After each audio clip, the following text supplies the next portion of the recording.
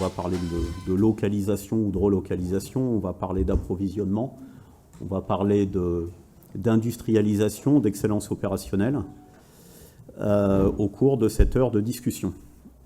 Avec l'idée de fabriquer un vélo dans un premier temps qui a une vocation d'animer notre territoire, hein, l'ambition est là, un vélo de partage, un vélo sécurisé, confortable, fiable, qui puisse donner au plus grand nombre la volonté de l'utiliser, que l'on soit expert ou pas. Alors on s'est associés ensemble et puis sur la base de nos activités industrielles respectives, on a mis à disposition un certain nombre de salariés, d'experts pour pouvoir animer ce projet. D'autres nous ont rejoints dans un mode collaboratif où ils apportent chacun une complémentarité industrielle. Et puis on a aussi la chance sur nos territoires de pouvoir s'appuyer sur un certain nombre d'acteurs stratégiques importants. Christophe Bouvet qui m'a précédé avec Mavic et avec qui on va travailler sur la partie Jantes, Moyeux.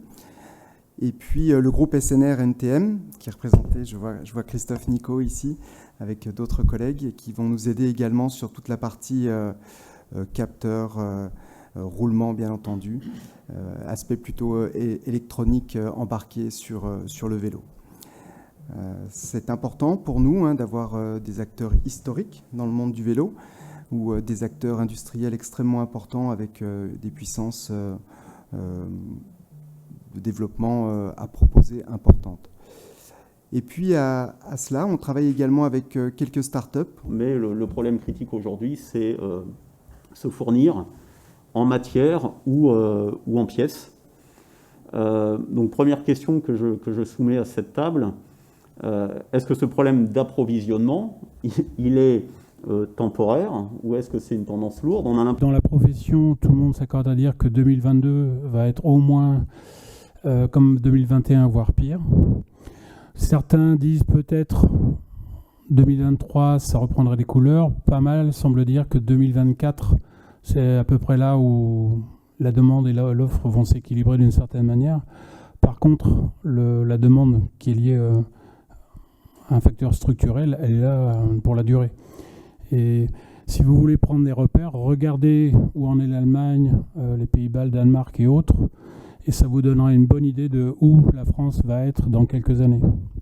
Aujourd'hui, quand on regarde les chiffres qui sont donnés de manière assez claire par les journaux spécialisés, en Europe, les vélos, c'était à peu près 3,5 millions d'euros. 3,5 millions de ventes sur 2019. On a parlé de 7 millions de ventes en 2020. On attend 10 millions de ventes en 2021 et à peu près 17 millions de ventes en 2030. Donc il y a une tendance lourde là qui est en train de s'opérer.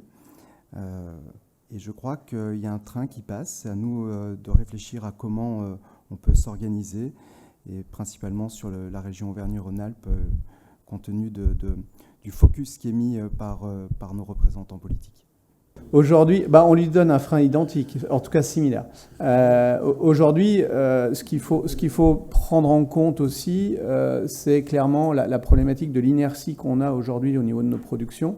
On parlait donc de 800 jours. Pour ce qui est des composants qu'on est dans l'obligation, notamment moteur, batterie, on est obligé aujourd'hui de fixer de manière ferme nos commandes pour 2023-2024. En tant qu'industriel, je peux vous dire que c'est des choses, pour moi, ça paraissait aberrant, qu'on me demande aujourd'hui de rentrer des commandes fermes dans 2 ans, en sachant que d'ici là, il y aura des évolutions produits, un certain nombre de modifications techniques. Donc ça, il faut que nous, on anticipe 2 années, 3 années avant l'évolution de nos propres produits. On parlait du cadre qu'on fabrique. Nous, le cadre, il faut qu'on sache déjà dans 2 ans comment il va être pour pouvoir adapter un certain nombre de composants. Demain, on a cette capacité à maîtriser ces composants-là. On réduit cette inertie de manière conséquente et avec tous les coûts que ça peut avoir en termes d'incidence, assez extrêmement important. Effectivement, est-ce que pour relocaliser, on est condamné à innover, à se positionner sur des marchés de niche? À quelles conditions on peut aller se confronter au mass market, à la fois avec une vision d'assembleur, mais aussi avec une vision de fabricant de composants? Donc on a commencé déjà à aborder certains de ces points. Ce qui va être important pour nous aujourd'hui, c'est de bien comprendre où est le marché, à qui on s'adresse, quels sont les volumes en face. Et en fonction de ça, c'est l'industrialisation adéquate qui devra se mettre en place. Est-ce que ça restera une industrialisation légère, de l'artisanat pour certains, ou est-ce que ça sera une industrialisation de masse parce que la demande sera là?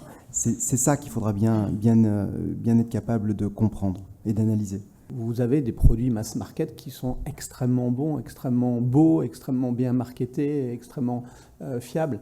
Donc voilà, il ne faut pas les mettre les uns contre les autres. Après, en termes d'industrie et d'industriel, il est vrai qu'aujourd'hui, on s'aperçoit quand même, notamment en France, qu'on a plus de facilité de rentrer sur un marché dans des dimensions relatives à ce qu'on pourrait appeler des marchés niches.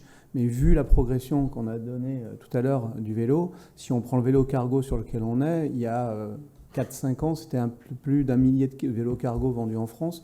Aujourd'hui, on vient de dépasser les 12 000. Donc voilà, la progression, elle existe. On n'est pas si nombreux que ça. On va le devenir bientôt, et très vite, en tant qu'acteur sur ces produits. Mais plus il y a d'acteurs, plus il y a de demandes, et je dirais qu'il y a de la place pour tout le monde. Je voudrais apporter deux infos que vous n'avez peut-être pas en tête, en tout cas une. C'est que quand on parle de localisation, relocalisation, il y a énormément d'acteurs majeurs asiatiques qui sont très actifs pour localiser en Europe de l'Est une partie de leur production. Donc à partir de là, il y a aussi la question de est-ce que ça va être nous qui allons localiser la prod ou est-ce qu'on va laisser nos confrères asiatiques s'occuper de la localisation en Europe. Le deuxième point, c'est pour les acheteurs de vélos supermarchés, c'est souvent les futurs acheteurs de vélos plus haut de gamme. Parce que vous pouvez argumenter tout ce que vous voulez, rien ne vaut la vraie expérience de mettre pas grand-chose dans un vélo qui peut, pour le prix, être très bien, mais pour l'usage, pas du tout. Je pense qu'un autre élément aussi de différenciation par rapport aux autres, je pense qu'on est effectivement en France assez bon sur l'aspect marketing et la capacité de pousser des produits innovants sur le marché. Mais je pense qu'il y a vraiment, et notamment avec l'électronification du vélo électrique, une part en termes de service qui est très importante et qui va permettre aussi d'augmenter finalement les revenus que vous pouvez faire sur un vélo. Aujourd'hui, un vélo, c'est une vente sèche. Vous pouvez très facilement ajouter des services de financement, des services d'assurance, des services de maintenance, d'assistance, qui vont vous permettre de garantir un contact assez régulier avec votre client, donc la capacité de l'accompagner tout au long du cycle de vie du produit.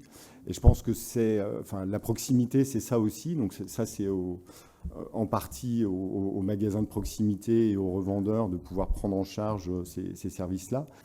On n'a pas beaucoup parlé finalement de machines, de procédés de fabrication, d'outillage. Est-ce qu'on a un savoir-faire régional qui notamment issu de l'automobile ou de l'aéronautique, qu'on saurait mettre à profit pour effectivement se différencier parce que nous maîtrisons certains procédés de fabrication?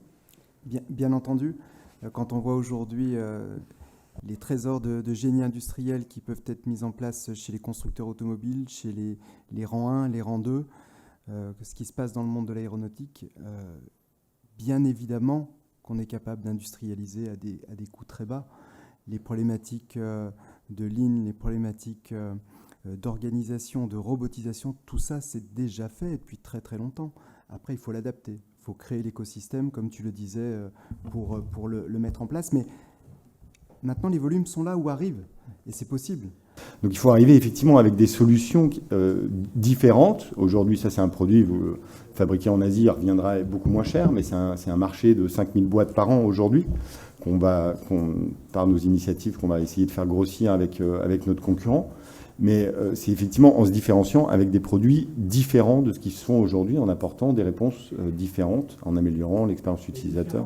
On a beaucoup de PME qui sont aujourd'hui en France capables de faire soit de l'électronique, soit de l'usinage, et qui sont capables de travailler dans l'automobile ou dans d'autres secteurs. Et pour moi, il ne faut pas qu'on essaye de spécialiser les secteurs, mais plutôt qu'on utilise les savoir-faire qui sont là, en usinage, en traitement, en tout ce qu'on veut, pour justement amortir les à-coups de certains marchés, et donc utiliser une industrie qui est déjà là pour la diversifier, plutôt que d'aller créer une filière brutale, j'allais dire cycle. On a tout ce qu'il faut, je pense, pour arriver à faire certains composants en France, et justement en ayant un amortisseur bien plus intéressant que si on va créer une industrie pure et dure, quoi. Donc les compétences et les savoir-faire sont là, parfois même les outils de production sont encore là, donc il ne reste qu'à les remobiliser. On utilise aujourd'hui tous les points négatifs qu'on a cités en points positifs. C'est grâce à ça aujourd'hui qu'on arrive à fabriquer un vélo en France et qu'on arrive à le commercialiser. Sinon, si ces points négatifs n'auraient pas existé, d'abord je ne me serais même pas lancé dans le vélo. Et voilà, donc prenons ça comme plutôt une force. Et c'est vrai que ce que Christophe disait tout à l'heure, le fait de pouvoir faire des choses qui sont à la fois innovantes, mais plus dans la réflexion qu'on a des produits qu'on avait l'habitude d'acheter très loin d'ici, à mon avis, oui, nous-mêmes aujourd'hui, une potence, c'est nous qui la faisons en interne, on la fait différemment, et grâce à cette facilité qu'on a de fabriquer une potence, on y adapte d'autres choses dessus, et au cumul, le prix de revient finalement reste à peu près le même. Donc voilà, je pense que l'intelligence de nos développeurs, de nos bureaux d'études, et Dieu sait qu'on en a en plus en région Rhône-Alpes, qui auront, comme l'a dit tout à l'heure Christophe aussi, avec des jeunes qui auront sûrement plus de plaisir à travailler sur un produit vélo que sur un produit qui va sur une machine à laver. À mon avis, ça peut créer des émules. Moi, je voudrais juste rajouter sur l'aspect partenariat et gestion de toutes ces bonnes volontés autour du milieu du cycle. Depuis qu'on a repris la société il y a 1 an, on est allé chercher différents partenaires qui nous permettaient d'atteindre nos objectifs en temps et en heure, et puis de manière relative. Et aujourd'hui, l'activité qu'on arrive maintenant à générer nous demande en fait de rechercher d'autres partenaires aussi pour aller chercher plus de valeur autour de la boîte de vitesse, au niveau des accessoires, au niveau des périphériques. Chose qu'on n'a pas forcément la capacité de faire en interne tout de suite, immédiatement. On a des ressources limitées. Aujourd'hui, on est 7 personnes.